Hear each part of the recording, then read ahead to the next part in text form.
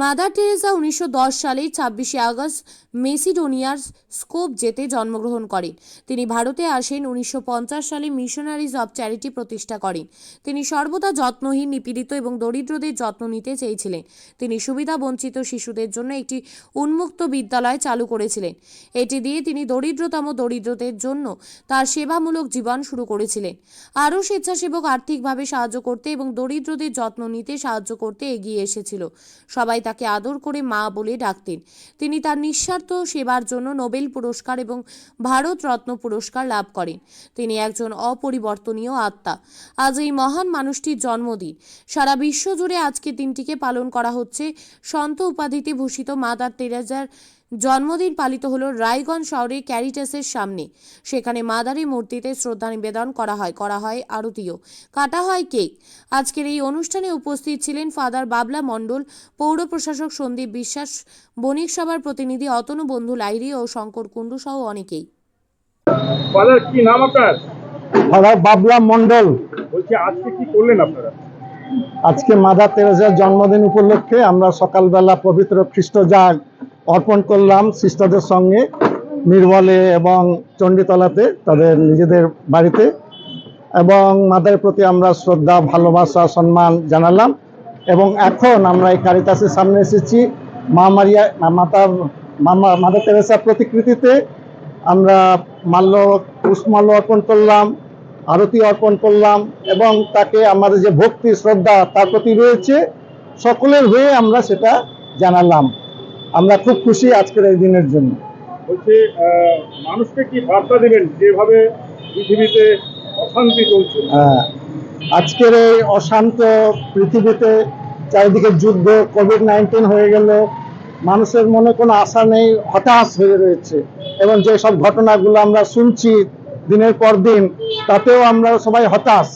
কিন্তু এই হতাশার মধ্যেই মাদার তেরেসা এবং আমাদের ধর্ম আমাদেরকে শেখাচ্ছে, আশা হারিও না, আস্থা রাখো ভগবানের উপর, বিশ্বাস রাখো, একদিন না একদিন সব কিছু অন্ধকার দূর হয়ে যাবে, আশার আলো জ্বলবে এবং মানুষকে ভাই বোন বলে চিনতে পারবে। আমরা যেন মানুষের বিরুদ্ধে না যাই, ভুল অন্যায়ের প্রতিবাদ তো করতেই হবে, সঙ্গে সঙ্গে মানুষকে আপন করে নিতে হবে। এটাই মাদার তেরেসার ইচ্ছা ছিল, আমাদেরও সেই একই ইচ্ছা। মেলা মানেই উৎসব। রায়গঞ্জে 29শে জুলাই থেকে শুরু এক্সপো মেলা 2024। মেলা চলবে 40 দিন ব্যাপী। 29 তারিখ মেলার শুভ উদ্বোধন। এবারে মেলার বিশেষ আকর্ষণ 360 ডিগ্রির রেঞ্জার রাইডস।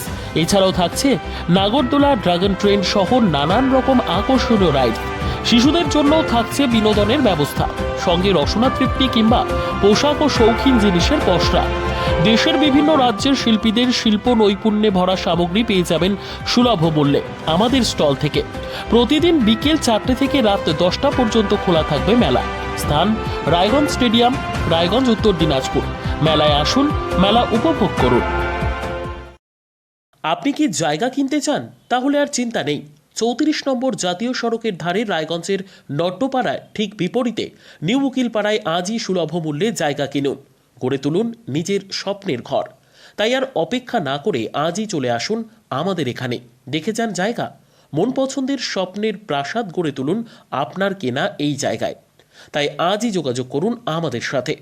আমাদের ফোন নম্বর 8617827851, 6295828881, 8617033767। তাই আর দেরি নয়, আজই আসুন নিজের পছন্দের জায়গা কিনতে। বিয়ে হোক বা যে কোনো অনুষ্ঠান, ছেলেদের আধুনিক মানের পোশাকের বিপুল কালেকশন নিয়ে হাজির গোয়ালপুকুরের সরকার ড্রেসেস। ভালো ব্র্যান্ডের জামা কাপড় নিতে চান? তাহলে আর দেরি কিসের? এক্ষুনি চলে আসুন সরকার ড্রেসেসে। গোয়ালপুকুরের শাহাপুর বাজারে খুলে গেল সরকার ড্রেসেস। ব্র্যান্ডেড জিন্স প্যান্টে রয়েছে কালারের পুরো গ্যারেন্টি। ব্র্যান্ডেড জিন্স প্যান্ট ছাড়াও রয়েছে shirt, T shirt, panjabi, cargo jeans, cotton pant, half pant সহ যাবতীয় পোশাক থাকছে এখানে। সকল প্রকার কেনাকাটায় থাকছে আকর্ষণীয় উপহার। তাই আজই আসুন আমাদের প্রতিষ্ঠানে।